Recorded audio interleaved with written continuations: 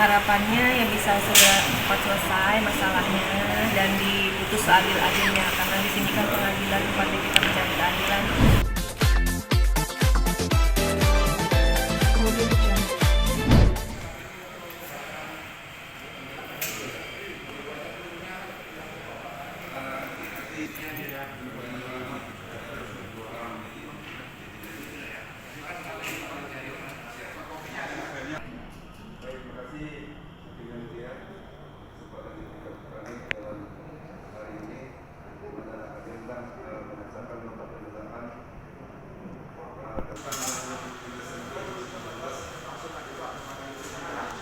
Berdasarkan kesempatan ini adalah saatnya kami sebagai penasihat hukum terdakwa menyampaikan dan membacakan nota pembelaan atas nama tersebut atas pada yang lalu. Kami sebagai penasihat hukum dari terdakwa terlebih dahulu orang yang tidak bersalah yang tentunya sangat menyakitkan bagi terpidana memang mengatakan tidak ada siksa yang lebih berat daripada siksa hukum. Tidak terdakwa atas dasar fakta-fakta yang terungkap dalam persidangan kedua. Majelis hakim yang kami Sama benar nggak pakai masker sih Kak? Taruh. Nah kan nanti kan mau bacaan pledoi pribadi, jadi disimpan dulu, nanti dipakai lagi. Kayak Kare dan juga Mas Pablo mengenai hampir mau menjelang putusan ya. Gimana mungkin perasaannya dan harapan tersendiri itu apa sih? Harapannya ya bisa segera cepat selesai masalahnya dan diputus seadil-adilnya, karena di sini kan pengadilan tempatnya kita mencari keadilan. Semoga benar-benar hakim itu kan terpanjang tangan dari Tuhan Allah, jadi kita percaya putusan itu pasti akan yang terbaik. Pasti diberikan yang terbaik, harus yakin insya Allah. Akan sama isinya pledoi Bare sama Mas Nanti Pablo. kita bacakan aja. Nanti kita bacakan kan teman-teman nanti bisa. ini sudah saya bacakan. Kemudian Pablo udah bacakan, saya nanti setelah ini saya bacakan. Pablo tadi isinya cukup berat juga ya, selama berada di tahanan kamu bebannya begitu berat sekali sampai gimana Pablo? Isi perasaan saya tuangkan, yang paling dalam saya tuangkan ke dalam pledoi itu. Jadi jangan kira di dalam rutan itu kita ngejalanin hidup itu nggak berat. Jadi sangat berat sekali, nggak bisa ketemu anak, nggak sebebas begini saya bincang-bincang karena ada waktu, ada jam-jamnya, ada pekerjaan atau pencarian gitu. Jadi nggak mudah gitu. Ditambah lagi sekarang lagi musim corona, dan anak juga nggak bisa ngebesuk. Kalau kita rindu sama anak, apa yang mau kita lakukan? Nggak bisa ngelakuin apa-apa selain ngelihat tembok sama jeruji besi. Itu yang kita alami. Itu aja sih. Banyak lah hal-hal yang sebenarnya nggak bisa diungkapin dengan apa ya, kata-kata. Terakhir ketemu kapan Kak? Katanya sempat ada sesi video call. Berapa? Status bisa pegangin lu? Jadi sekarang ini kita Nih. di Thank you. rutan karena tidak boleh membesuk secara langsung, diberlakukan untuk video call untuk semua tahanan. Fasilitasi tidak dikenakan biaya, jadi kita bisa bersilaturahmi dengan keluarga melalui video call. Tapi masalahnya saya belum melakukannya karena di sini sidang, jadi nanti mungkin akan melakukan video call dengan anak saya.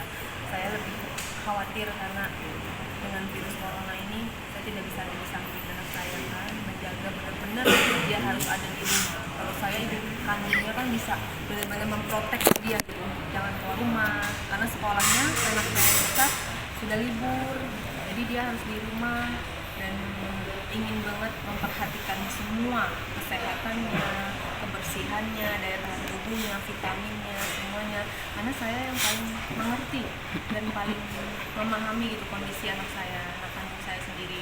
Jadi saya sangat sedih gitu, tidak bisa menemani di saat-saat genting, harus melakukan social distancing dan harus ada di rumah saja gitu. Harusnya saya yang ada di rumah, harusnya saya yang mendampingi anak-anak saya, tapi yang boleh buat saya sedang menjalani proses hukum. Mudah-mudahan anak saya selalu diberikan kesehatan dan mudah-mudahan Allah mendengar doa saya sehingga saya bisa kembali berkumpul bersama anak-anak. Oke, kemarin tanggal 24 ulang tahun itu bisa cerita gimana harus menjalankannya di tahanan. alhamdulillah saya masih diberikan umur, kesehatan dan rezeki ya berupa kehidupan. Walaupun saya di dalam penjara, tapi saya bersyukur saya bisa mencapai usia yang 33. Saya bisa lebih menjadi manusia yang lebih baik, bisa lebih bijak dalam melakukan segala sesuatunya, dan bisa lebih dekat dengan Allah Subhanahu wa Ta'ala.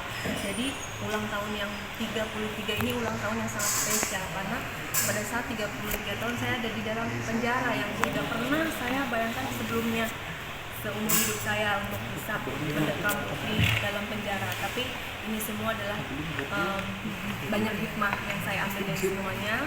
Mungkin kalau tidak ada kejadian ini saya juga belum berhijab. Jadi saya ambil hikmah sebanyak-banyaknya, dan saya berdoa semoga masalah ini bisa cepat selesai, bisa kembali berkumpul bersama keluarga. Itu aja, saya hanya mikir anak, karena virus corona ini benar-benar sangat serius, benar-benar harus waspada, kita harus menjaga kesehatan. Saya hanya khawatir dengan anak-anak saya, takut terjadi apa-apa, bagaimana dia berinteraksi dengan orang-orang yang saya 24 jam tidak bisa ada di sampingnya dia, itu aja. Ya mudah-mudahan di usia yang 33 ini begitu saya kembali ke masyarakat, begitu saya kembali ke mungkin nanti di dunia entertainment akan menjadi lebih baik, lebih islami, dan lebih membawa manfaat untuk masyarakat Indonesia. Seremoni apa Mbak Roy? Anak terakhir itu kan gejala demam berdarah. Sebelah sini ya, gejala demam berdarah. Jadi masuk rumah sakit sampai seminggu, dan sekarang udah pulang ya, kondisinya udah membaik. Hanya berat badannya turun drastis. Itu aja yang saya terima kasih kepada Polda Metro Jaya yang telah memfasilitasi untuk video call para tahanannya terhadap keluarga.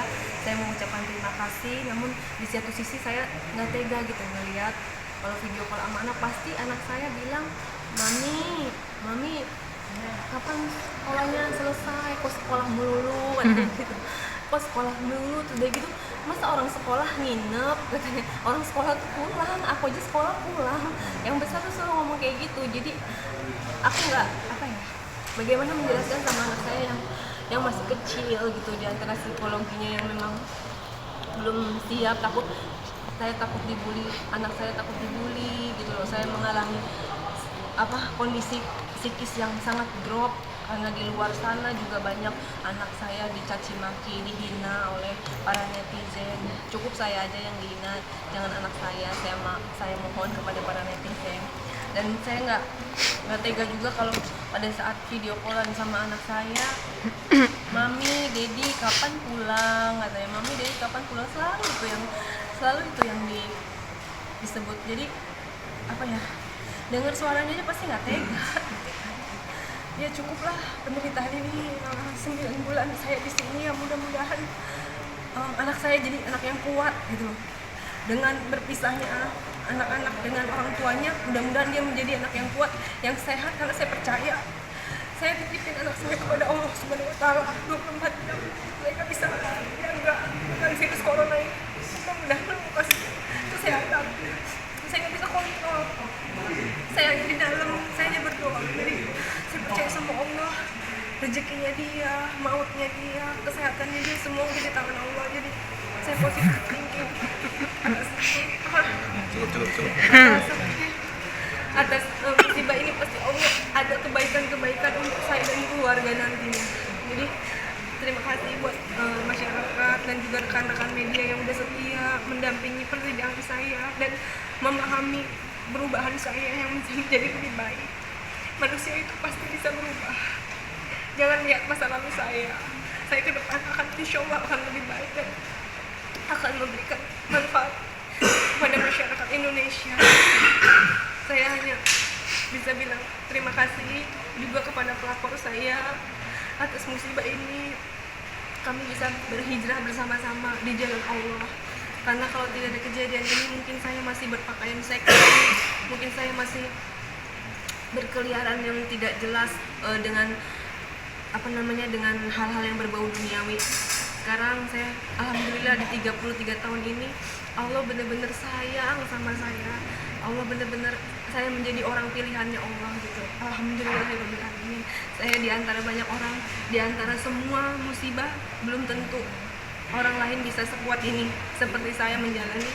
Anak-anak saya masih kecil, kami suami istri di dalam. Suami saya, pemimpin rumah tangga saya, tidak bisa menafkahi saya selama 9 bulan.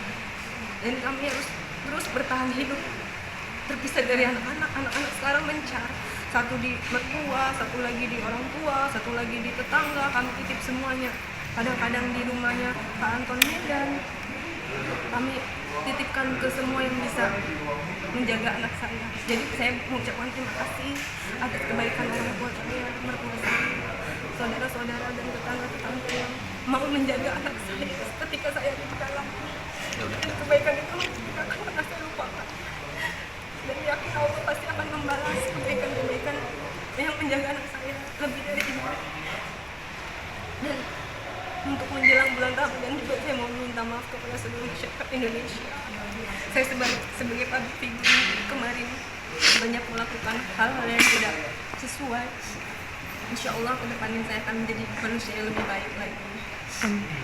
Saya hanya minta didoakan supaya saya dan suami saya bisa bertemu dengan anak-anak, kembali bisa berkeluarga. Karena saya manusia, saya bukan malaikat. Keturunan Adam pasti pernah melakukan dosa, pasti tidak luput dari dosa. Saya pernah muslim. Karya untuk video ucapan yang dibuat sama anaknya, untuk Karya gimana pendapatnya? Perasaan Karya gimana tuh? Wah, dipancing nangis saya. Udah mas, nanti aja mas. Soalnya nanti takutnya nggak bisa sidang nih. Aku ditunjukin juga sama teman-teman media videonya. Katanya mami sehat, terus mami cepet pulang sekolahnya. Katanya mami hampir kangen banget sama mami. Ya saya nggak tega lah, mas gimana menjelaskan sama anak saya. Gimana saya harus bisa menyentuh anak saya walaupun ada fasilitas video call, tapi kan tidak bisa menyentuh kulit, tidak bisa menyentuh membelai rambut gitu, maksudnya bonding antara ibu dan anak tidak bisa dilakukan hanya dengan video call. Tapi saya terima kasih banyak masih bisa diberikan kesempatan oleh Polda Metro Jaya untuk bersilaturahmi dengan anak saya dan seluruh tahanan juga yang ada di Polda Metro, diberikan kesempatan untuk bervideo call dengan keluarganya, itu difasilitasi secara gratis. Terima kasih banyak, kami juga dirawat dengan baik, kesehatannya, suhu badannya, makannya di rutan Polda Metro Jaya. Saya terima kasih, benar-benar dijaga oleh Dirut Hati Polda Metro Jaya yang menjaga kami benar-benar. Saya terima kasih banyak yang sebesar-besarnya. Assalamualaikum warahmatullahi wabarakatuh. Mas Pablo ikhlas ya dengan putusan apapun nantinya dari pihak majelis hakim? Insya Allah ikhlas. Nanti kita lihat ya. Bang Ali, bentar Bang Ali. Gali, sedikit Bang Ali. Kenapa? Aduh. Dengan pledoinya hari ini dari Pledoi seperti apa hari ini? ya pledoinya semua sudah diatur sama kuasa hukum Yang ditekan. Isinya apa aja? Isinya ya mengulas semua tentang fakta-fakta persidangan yang kemarin. Berapa lama sih? Di situ menuangkan juga rasa kekecewaan juga pastinya ya, Rasa kecewaan apa? mengenai apa yang Tuntutan. dirasakan selama Yang di dalam sel seperti Pablo tadi. Ya alhamdulillah sih saya dalam sel sih terurus dengan baik. Tidak ada masalah sih masalah itu. Alhamdulillah sih mungkin kita berkeberatan dengan tuntutan itu ya. Gali, gimana perasaannya dirimu dituntut selama 3 tahun oleh? Ya kan itu kan masih tuntutan dan kuasa hukum juga kan sedang mengupayakan dengan pledoinya yang mudah-mudahan yang terbaik aja buat saya. Tadi isi pledoinya apa aja Gali kalau boleh tahu? Isi pledoinya apa Pak? Ya? Isi pledoinya apaan? Isi pledoinya yang jelas kita menyampaikan bahwa Awas turunan. kita sampaikan fakta-fakta persidangan saya dan fakta-fakta surat. Fakta ini harapannya yang disampaikan dalam persidangan dan fakta-fakta hukum berupa bukti-bukti yang disampaikan di dalam persidangan saja. Itu materi dari pledoi kami. Oke.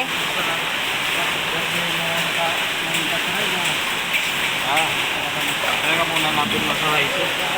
Biarin aja dia berbicara seperti apa.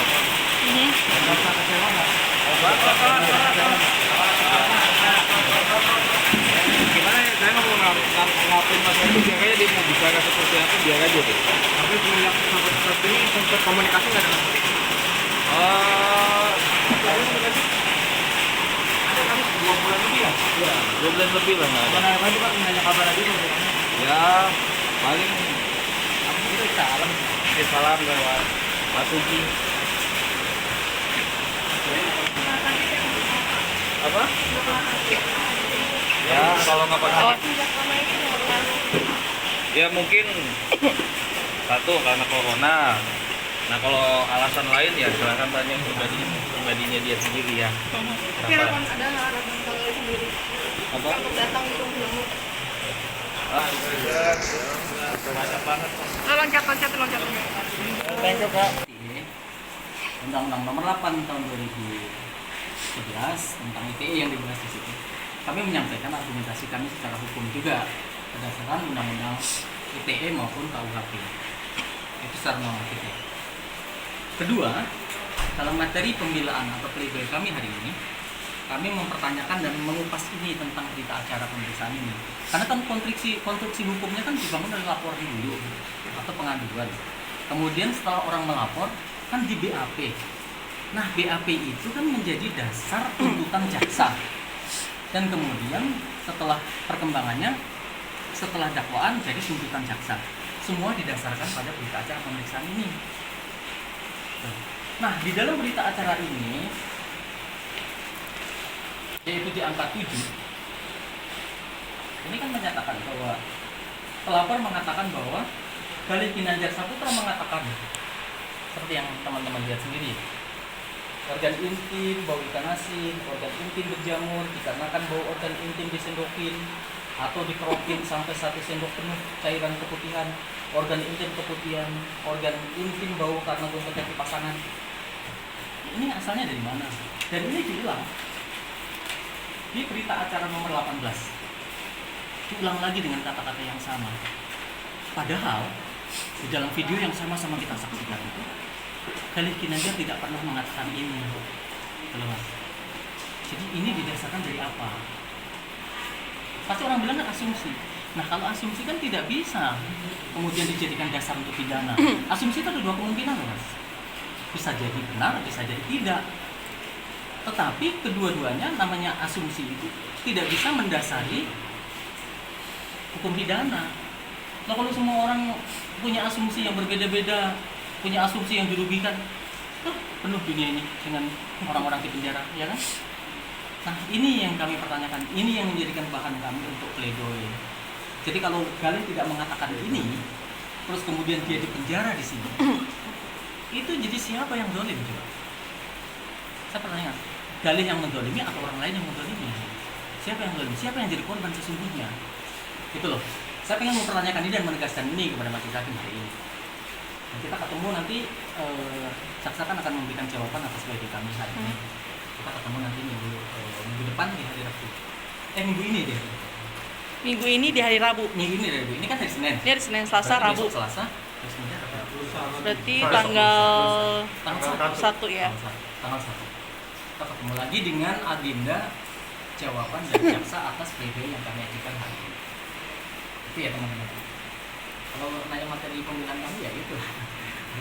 Secara normatif jelas secara hukum, tapi yang jelas saya menitik beratkan ini karena klien kami ada di sini gara-gara ini. Dan ini nggak benar menurut saya. Jadi ini cacat hukum. Kalau tidak benar kan berarti cacat sipil. Nah, teman-teman tahu sendiri. Nah, kita perlu sampaikan ini biar masyarakat juga tahu sebenarnya itu kejadian sebenarnya seperti apa. Fakta-fakta hukum itu seperti apa. Itu yang ingin saya sampaikan. Oke. Terima kasih ya.